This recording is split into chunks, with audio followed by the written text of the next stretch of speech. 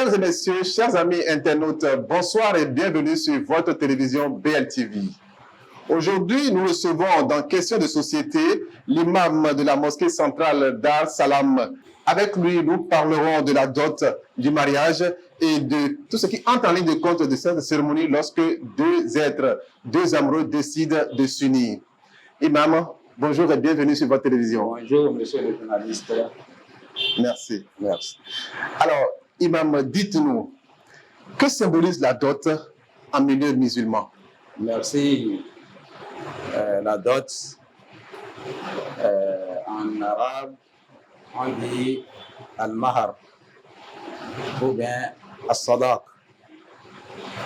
Et comme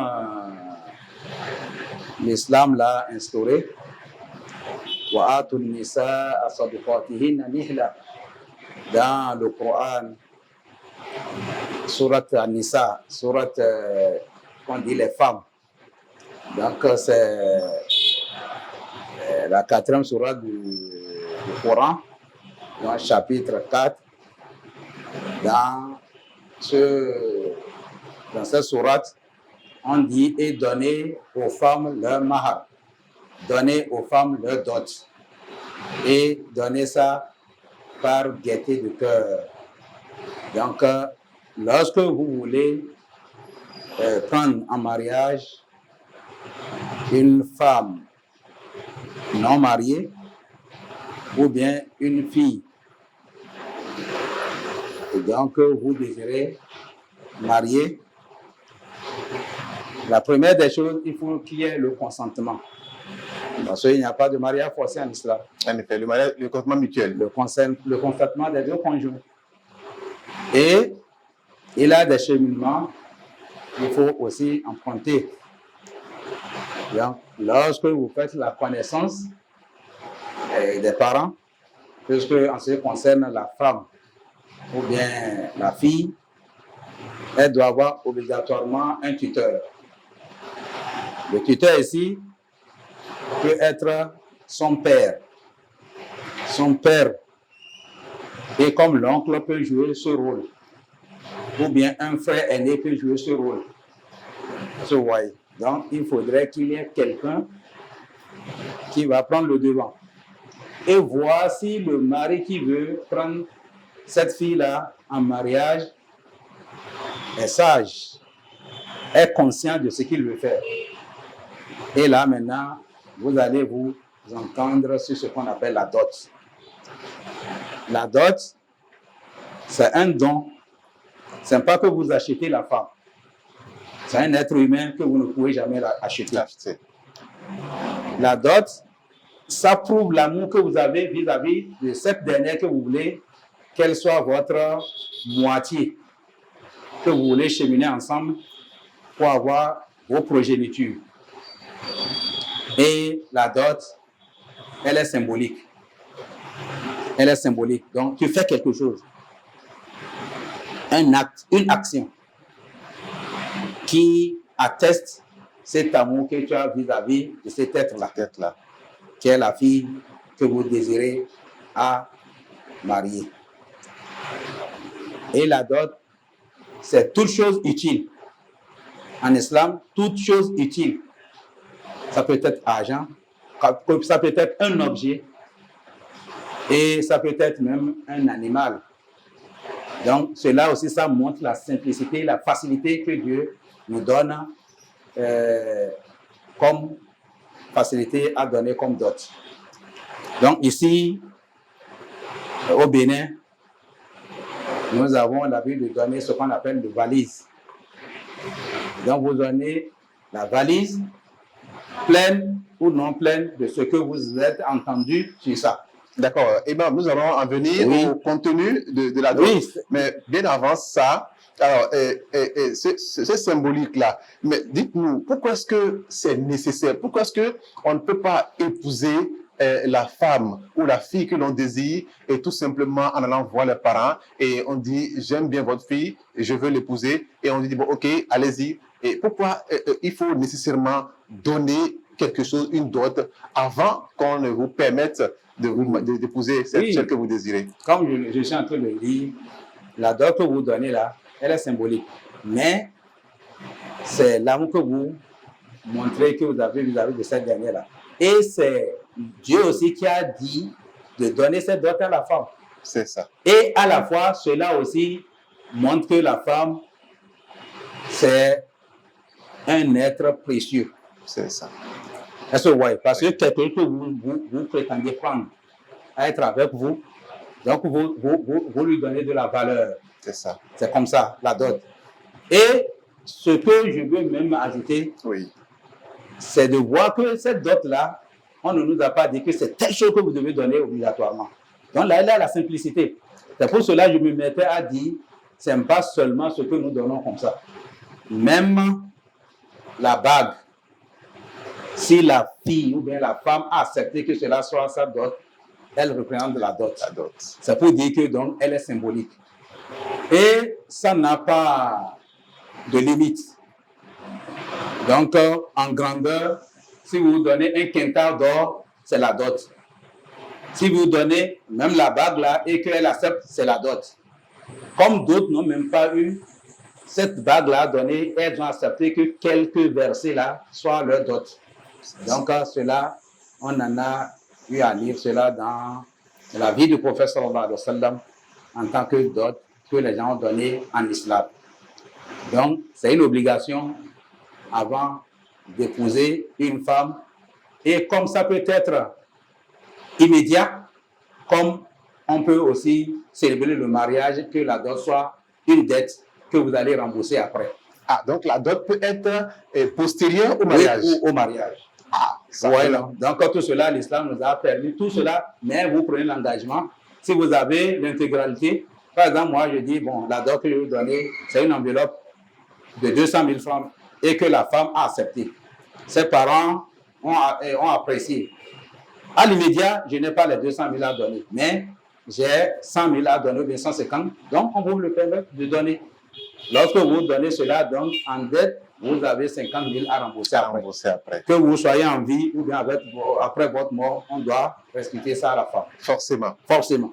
C'est ça. À moins qu'elle vous fait grâce. Ouais. D'accord. OK. Alors, étant donné que c'est un acte symbolique que le mari doit faire à l'endroit de son épouse, à l'endroit de la famille, alors quelle est la composition de cette dot-là? Merci. Justement, c'est que c'est tout objet utile que vous vous êtes entendu là-dessus. Donc, c'est ça qui fait cette dot-là. Vous pouvez donner l'argent et c'est à la femme d'aller faire ses achats de ce qu'elle veut. De cet argent-là, c'est pour elle. C'est destiné à la femme même à la marier. Donc, personne n'a le droit de lui arracher ça si ce n'est que ce qu'elle a donné par volonté et par guerre de cœur qu'elle a donné. Et c'est ce que l'islam aussi a recommandé. Et à la fois, c'est aussi une aide que vous portez parce que vous voulez la marier. Elle a besoin de petites choses. Et en versant cette dot-là, elle peut en même temps se procurer de ce qu'elle veut. C'est ça. Et vous savez, cela dépend de chaque région ou bien de chaque ethnie. Il y a d'autres, c'est les valises. Ils vont te dire, donc, si tu amènes valise avec tel pagne, tel super, tel Vilisco, tel, et vous donnez avec des chaussures, bien quoi là, vous allez donner la botte. Est-ce que vous voyez? Chez d'autres, c'est la bête, tu donnes. On va te demander d'amener une vache et un bœuf. Lorsque vous donnez cela, c'est la dot. Donc, c'est pour dire que c'est tout objet qui est utile que vous donnez. Oui, également aussi, on entend parler de la cola. On dit il faut apporter la cola. Alors, la cola, dans cette dot-là, qu'est-ce qu'elle représente en quelque sorte? Merci. Il faut faire la part des choses. Il y a ce qu'on appelle la demande de main. Ah, très bien. Oui. Ici, nous avons comme tradition, oui. lorsque vous voulez chercher, vous voulez demander la main d'une femme ou bien d'une fille, donc vous amenez la cola. D'accord. Vous avez la cola chez nous ici, donc c'est un fruit que les gens ont l'habitude de donner. Chez d'autres, c'est la date qu'ils donnent. Chez d'autres, ils ont, si c'est casier de sécurité qu'ils vont donner. En tout cas, ça dépend de ce que vous êtes entendu là-dessus et que vous apportez. Avec quelques sommes, une somme que vous mettez là-dessus, cela c'est pour annoncer que votre fille a eu un prétendant, un futur mari. Donc c'est pour annoncer à la famille. Et vous allez voir que la cola là est partagée. C'est ça. Là où se trouvent les membres de la famille, dans la même ville ou bien ailleurs, ils partagent ça. Ils vont dire, ah, votre telle fille, votre fille, telle a gagné un mari. Et c'est en fonction de cela que les gens sont informés. Et vous allez voir même l'argent que vous mettez là-dessus, l'argent là aussi est monnayé. Et en fonction de ça, ils vont envoyer, si c'est 5 colas avec 500 francs, même si c'est 1 franc, bien 5 francs, on t'envoie là, tu bénis. C'est comme ça se passe. Donc ça, c'est la connaissance des parents. Et ça vient avant la dot. Ça vient avant la dot. Oui, donc après ça, maintenant, les membres de la famille vont se concerter. Et cela aussi va leur permettre de chercher aussi à voir la moralité de ce dernier-là. Et ils vont faire des enquêtes, ainsi de suite. Si c'est bon, ils vont donner le top. C'est pour cela, avant, quand on amène cette cola-là, vous laissez le bol, le contenu et la cola, ça peut faire des jours. Et après, lorsque on vous renvoie le bol vidé, ça veut dire que votre demande est acceptée. C'est comme ça. Ça, c'est les préliminaires avant que la dot ne vienne et le mariage ne vienne. Il y a beaucoup de choses que l'islam, si ce n'est pas en contradiction avec ce que Dieu a demandé, laisse passer. C'est ça. Donc, ce n'est pas une obligation. C'est-à-dire que même en simple information, on peut même informer, sans même amener ça. Mais comme ça, c'est une habitude, c'est une tradition sociale. Donc, l'islam a adopté ça parce que ça ne change rien et ça ne gâte rien. C'est ça. C'est pour cela, donc, chaque région et chaque ethnie a ses manières d'annoncer la demande de leur fille, ainsi de suite. Donc, alors que ce que l'islam a recommandé, vous allez voir que ça sera universel. Donc, tu es au Bénin, tu es partout à travers le monde entier, c'est ce que vous allez voir. Alors que ce que je viens de dire là, ça diffère de région en région, de pays en pays. Oui. C'est ça. Et étant donné que, comme vous l'expliquez, ça n'empêche pas le musulman de pratiquer sa religion, ça rentre en ligne de compte de Donc, il n'y a aucun souci par rapport à ça. Très bien. Alors, merci Imam de nous expliquer de la sorte, mais également aujourd'hui, on constate que les mariages ne durent plus aujourd'hui. On remarque qu'aujourd'hui, des gens se marient et 6 mois après, 1 an après ou 2 ans après, ils divorcent. Et on se demande, mais qu'est-ce qui est à l'origine de toute cette situation-là? Merci. Vous savez, tout d'abord, le prophète sallallahu alayhi wa sallam, il nous a parlé de 4 causes qui peuvent nous pousser à prétendre à prendre une fille ou bien un mari. Et le prophète nous a dit, sallallahu alayhi wa sallam, tunkahul mar'atu li arba'in. Il dit, la plupart des gens épousent les femmes pour 4 choses. Les jamaliha. Il y a d'autres, c'est sa beauté, qui les pousse à aller vers cette dernière-là. Vous voyez, non? Les maliha. Ou bien pour sa richesse. Ah, la fille là, elle est riche. Donc, ce dernier-là voit que si il épousait, lui aussi, cette richesse-là, il va en profiter. Troisième chose, les hasabia, son rang social. C'est la fille de tel, ses parents sont tel, c'est les nantis, peuvent aussi pousser d'autres à aller vers une fille ou bien une femme. Quatrième chose, son comportement. Donc, sa religion et son comportement. Et le prophète dit, sallallahu alayhi wa sallam, prends ou bien épouse celle-là ou bien celle-là qui a la religion, qui a le bon comportement, tu seras donc à l'aise. Ou bien tu ne vas pas te tracasser. Ou bien tu seras béni. Donc, ce n'est pas qu'on nous interdit d'épouser la plus belle des femmes. et même la beauté est relative. En effet. Oui. On ne nous refuse pas d'épouser celle-là qui est riche ou bien celle-là qui a un rang, qui est d'un rang social, ainsi de suite. Mais si jamais la religion n'y est pas, le bon comptoir n'est pas, donc les trois là, c'est à terre. Donc aujourd'hui, demandons-nous les femmes ou bien les filles que nous voulons épouser, ou bien les hommes que nous voulons épouser. Donc, quel est leur caractère?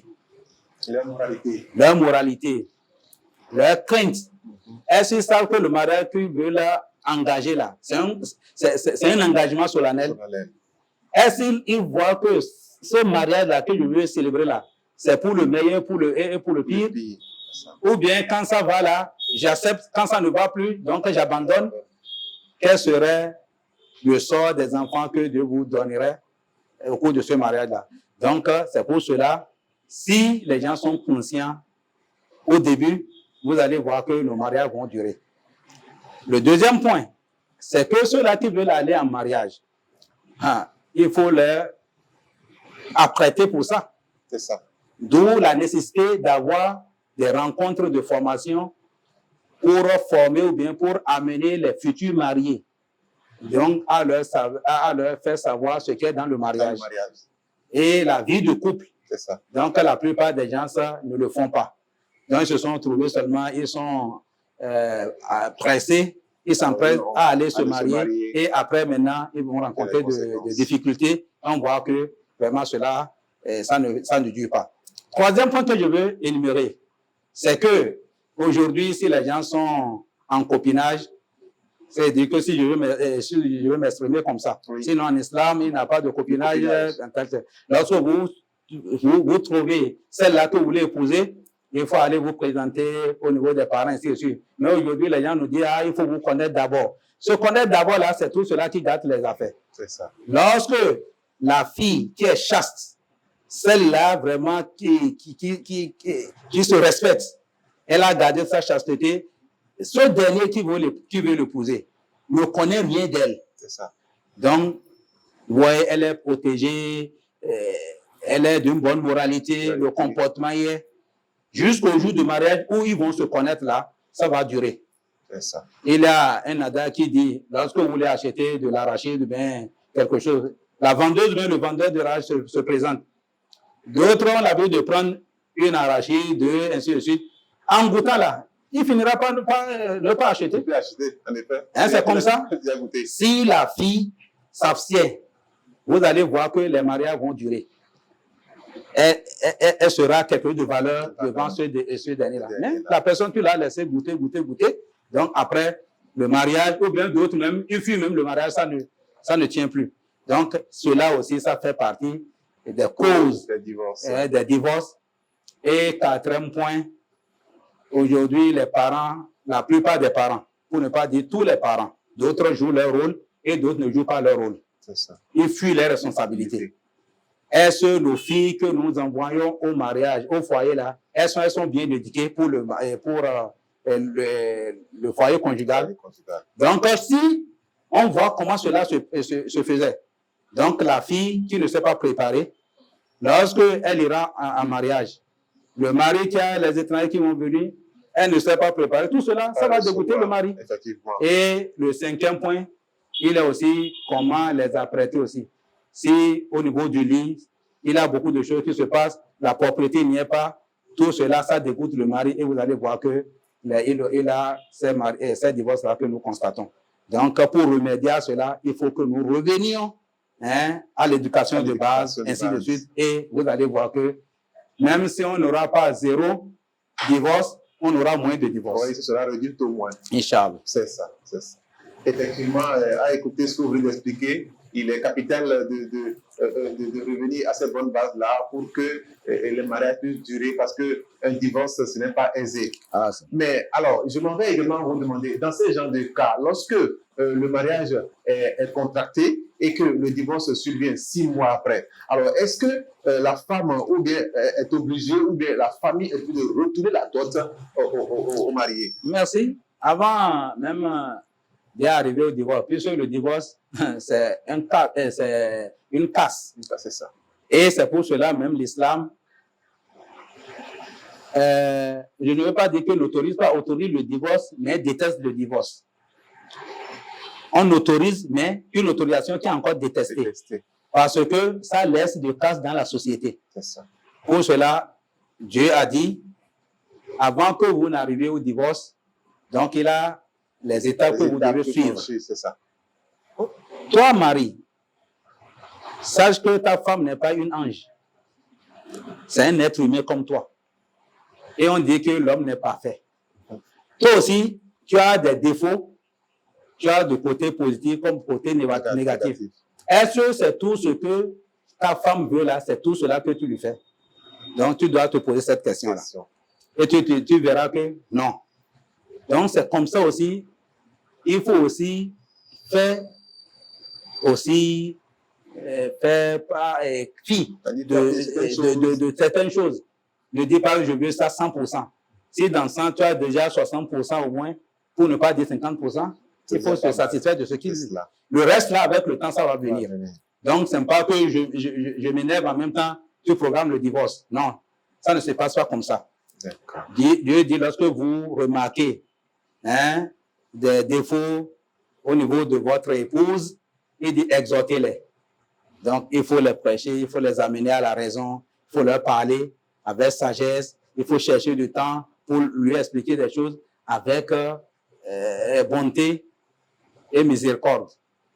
Et lorsque elle n'obtempère pas, là, vous pouvez inviter les sages pour vous aider. Parce que vous venez de commencer, il y a ceux-là qui sont déjà aguerris, qui ont d'expérience, ils vont vous aider. Sinon, ce qui est plus bon là, c'est de faire tout possible pour que vos indifférences là, vos querelles se règlent entre vous dans le foyer.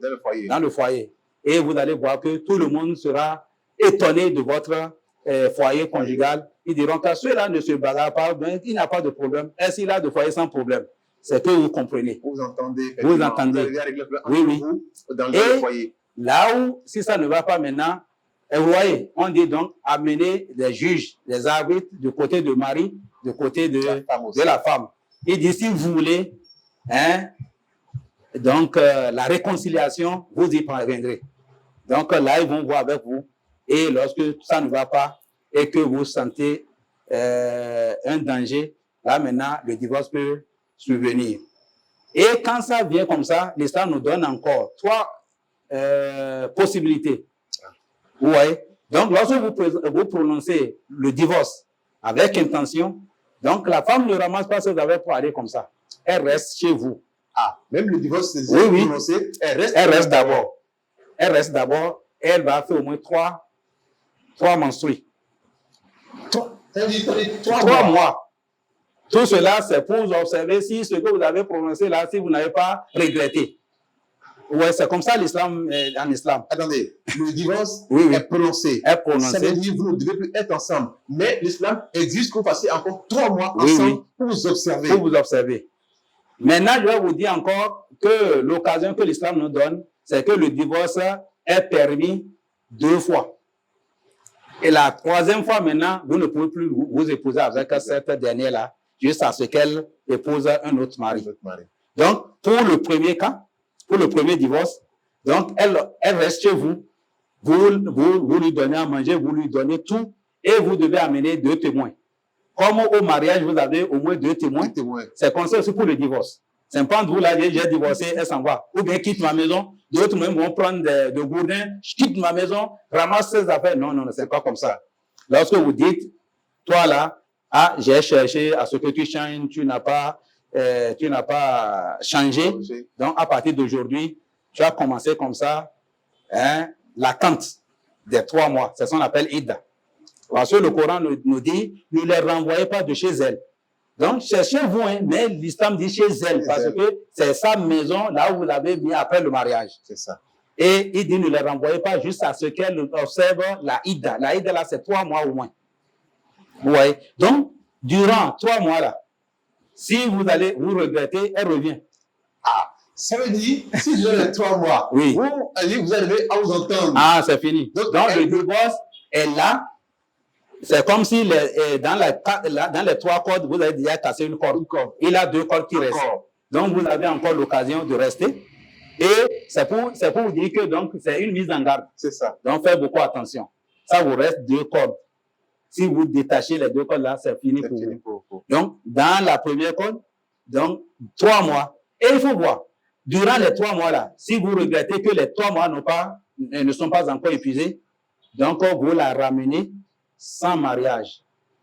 Donc, l'autre mariage là est encore là. Je ne sais pas. Ok, oui, je comprends. D'accord. Ça veut dire, si le divorce a été prononcé, oui. et elle observe de 3 mois dans votre foyer, ça veut dire que le mariage que vous avez prononcé avant est toujours valable. C'est ça. Tant qu'elle n'a pas encore fini les 3 mois. Donc, et vous obtenterez, vous la renvoyez. Est-ce que vous voyez? Oui. Donc, vous allez seulement chercher les 2 mois. Ah, je vous avais informé que j'ai divorcé, mais je l'ai ramené. Ok. Donc, ça, islamiquement, vous êtes encore en mariage. Maintenant, si jamais elle finit les 3 mois, donc là, le mariage est cassé. Donc, elle peut revenir, mais avec un autre mariage, une autre dot. Si les 3 mois sont finis et que vous parvenez à vous entendre après les 3 mois, si elle doit revenir, vous devez donner un autre mariage. Ah, c'est comme ça. Et une autre dot. Parce que l'autre là, on t'a donné au moins 3 mois pour réfléchir, pour revenir. Tu ne l'as pas fait. Juste à ce que les 3 mois sont coulés. Là, maintenant, tu peux la ramener, mais avec une autre dot, un autre mariage. Mais Imam, oui. Et si c'est la femme qui décide de partir? Ah, ça, c'est autre chose, ça. On va en parler. C'est ça. Maintenant, si une autre fois, vous prononcez encore le divorce, donc l'autre corde est déjà cassée. Cassé, oui. Là, maintenant, vous avez cassé aussi la deuxième corde. Mais, vous pouvez aussi faire ce que vous avez fait au premier. Au premier, voilà. Est-ce que vous voyez? Oui. C'est-à-dire que si les 3 mois d'attente ne finissent pas, vous pouvez la ramener sans un autre mariage, sans une autre dot. Maintenant, si vous laissez les 3 mois écoulés, donc, ça veut dire qu'elle peut revenir, vous pouvez la remarier avec une autre dot encore. Est-ce que vous voyez? Là, maintenant, 2 cordes sont cassées. Maintenant, si jamais vous prononcez encore le divorce, là, il n'y a plus de préparation là. Elle observe seulement les 3 mois d'attente pour observer si elle n'est pas enceinte, si elle est pure, ainsi de suite. Et là, maintenant, vous ne pouvez jamais la ramener, ni avec une dot, ni avec un autre mariage. Elle sort de chez vous, elle va marier un autre. Là, c'est définitif.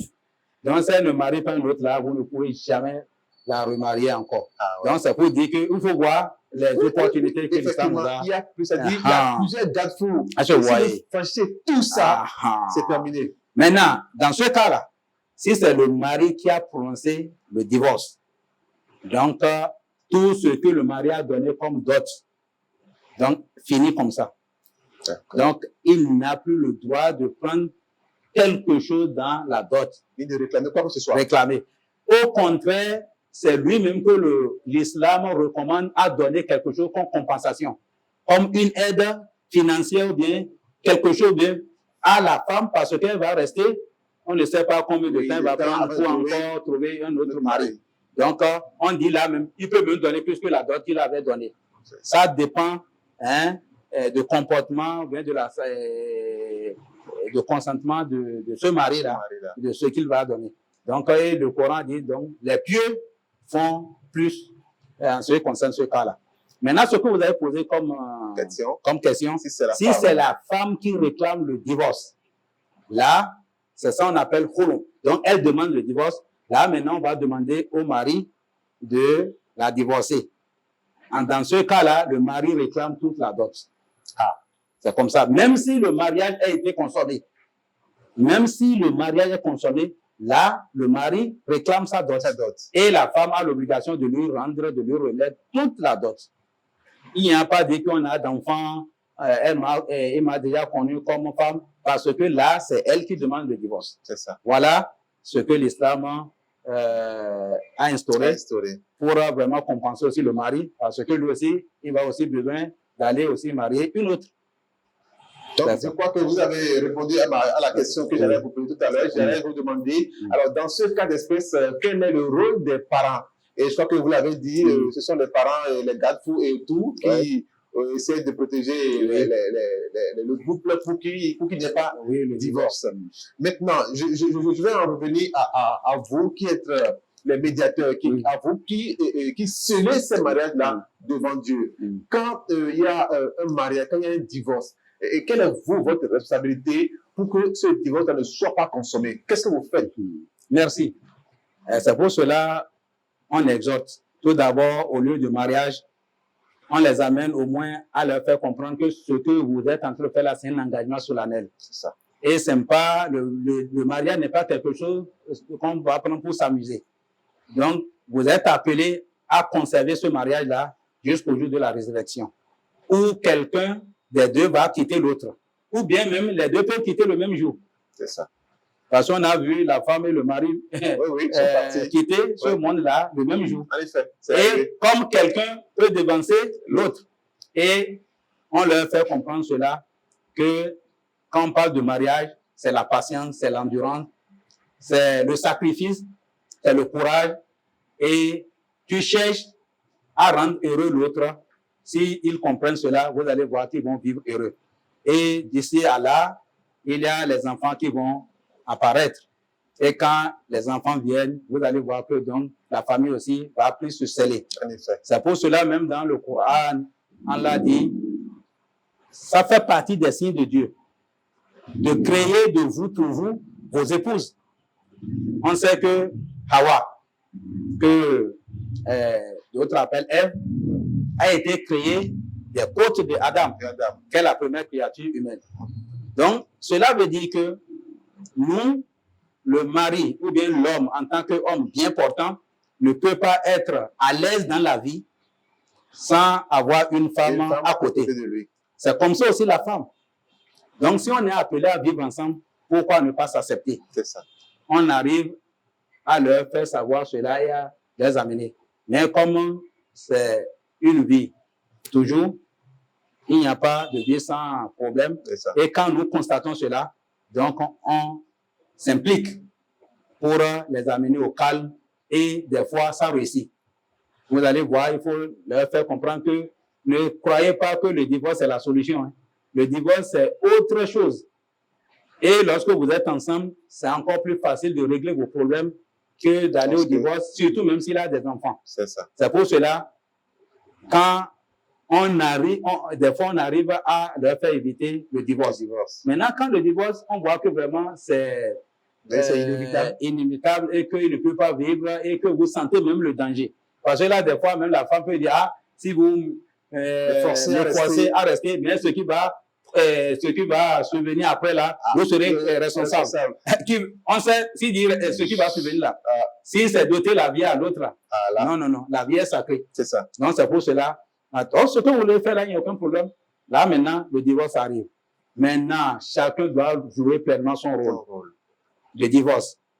Donc, lorsque le divorce survient, on voit si les enfants sont là. Par exemple, le Coran aussi a en même temps instauré ce qui est le droit des enfants là. Donc, ce que le mari doit verser, si la femme décide à garder les enfants, si les enfants sont encore mineurs.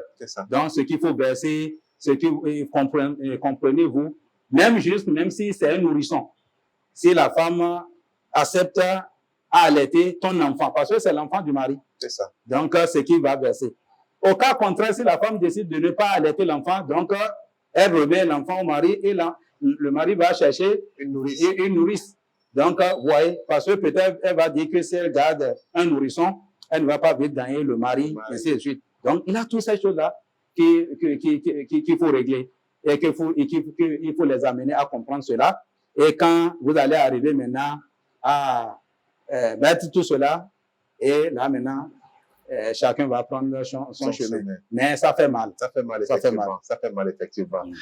Alors, pour éviter ce mal-là à la société, aujourd'hui, vous êtes les gardiens, comme je l'ai dit, de la tradition. C'est vous qui propagez la parole, je dirais, cette parole cette manière, sur les bons comportements dans la société. Alors, lorsque vous prêchez la parole de Allah dans les mosquées, et alors, qu'est-ce que vous leur dites? Qu'est-ce que vous faites pour que comment dire, les fidèles puissent comprendre l'importance du mariage, pour savoir qu'il ne faudrait pas casser aussi facilement le mariage? Qu'est-ce que vous leur dites lors de vos prêches? Oui, tout d'abord, je vais répéter parce qu'on dit l'arbre pédagogique. Vous voyez, tout d'abord, les jeunes, que ce soit femmes, que ce soit hommes, que ce soit femmes, que ce soit jeunes filles, jeunes garçons.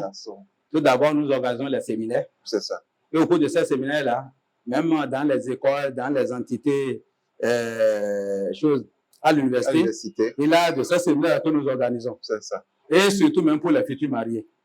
Tout cela, ça nous aide à sensibiliser la population, à comprendre que le mariage, ce n'est pas l'amusement, le mariage, c'est un engagement, le mariage, c'est encore une adoration. C'est l'adoration. Lorsque tu arrives à remplir pleinement ce qui est de ton devoir vis-à-vis de l'autre, et tu es récompensé. Tu es récompensé.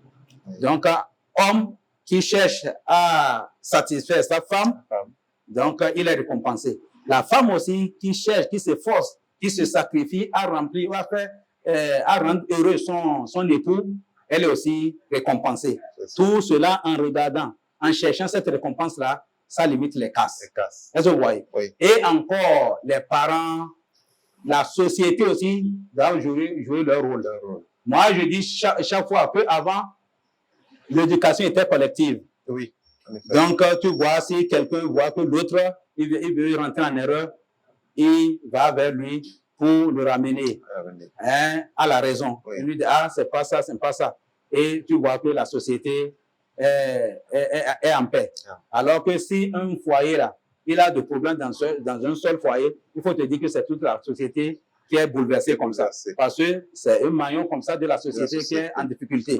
Et la société va recevoir vraiment cette secousse-là. Oui. Donc, c'est pour dire que nous avons tous ce rôle-là à jouer en tant que religieux, dans la mosquée, dans les églises, en tant que aussi les chefs quartiers, en tant que les chefs administratifs, ainsi de suite, tout responsable. Et aussi dans les écoles, dans nos écoles. Oui. Parce que l'éducation de base, elle est très, très nécessaire, importante. Donc, tout le monde doit mettre la main dans la pâte pour vraiment arrêter cette saignée-là. C'est pour dire que donc, ça nous incombe tous. Et tout le monde doit vraiment veiller. À cela. Très bien. Merci, Imam. Alors, nous sommes pratiquement à la fin de l'émission. Et je vais vous demander votre mot de la fin. Qu'est-ce que vous avez à dire aux téléspectateurs concernant toujours ce camp-là, comme votre mot de la fin? Merci. Tout d'abord, le mariage, c'est une recommandation d'Allah subhanahu wa ta'ala, de notre Créateur. On sait que Dieu a créé toutes choses femelles, mâles et femelles, mâles et femelles. Wa khalaqnakum azwaja. Lui, il est l'unique, mais il a créé toutes choses mâles et femelles pour que la procréation y ait. Oui. Et dans cette procréation-là, on demande de se coupler, de se marier. Et le mariage, on voit que il est solennel. Solennel, un engagement solennel. Donc, chacun de nous doit y veiller pour conserver cela, pour préserver ce mariage-là que vous avez choisi. Et je vais vous dire, si vous voulez vous marier, l'homme qui veut marier une femme, il ne voit pas sur cette terre-là une femme plus belle que celle qu'il veut marier. Il veut marier. Vice versa. La femme aussi, elle ne voit pas un mari plus beau que son mari qui veut marier. Mais après le mariage, vous allez sentir qu'il y aura un vide. Ce vide-là, il faut combler ça par la bonté et la miséricorde. Donc, ce qui nous fait chose, nous empresse, ce qui nous amène à aller vers quelqu'un ou bien vers quelqu'une, c'est la beauté, c'est l'amour. Donc, en premier lieu, c'est l'amour qui se manifeste. C'est l'amour qui se manifeste. Mais après le mariage, vous allez voir que l'amour va commencer par se diminuer. Mais À cette diminution-là, il faut remplacer par la bonté et la miséricorde. C'est pour cela que Dieu dit, donc la bonté et la miséricorde. La bonté et la miséricorde, si vous remplissez ce vide avec en même temps, vous allez voir que, je ne dois pas quitter ma femme, je ne dois pas quitter mon mari. On doit être ensemble pour préparer notre vie ensemble, notre vie conjugale ensemble. Et quand les enfants vont venir, ils vont vivre heureux. Donc, comment nous voyons les enfants que les parents se sont divorcés? On laisse les enfants à eux-mêmes. Et vraiment, la plupart d'eux, vous allez voir qu'ils échouent. Et on ne veut pas que notre société soit vive ces situations-là qui cassent et maintenant qui brisent aussi même les familles. Parce que vous allez voir, les enfants seront à la charge d'une famille alors que ça doit être à la charge de votre famille.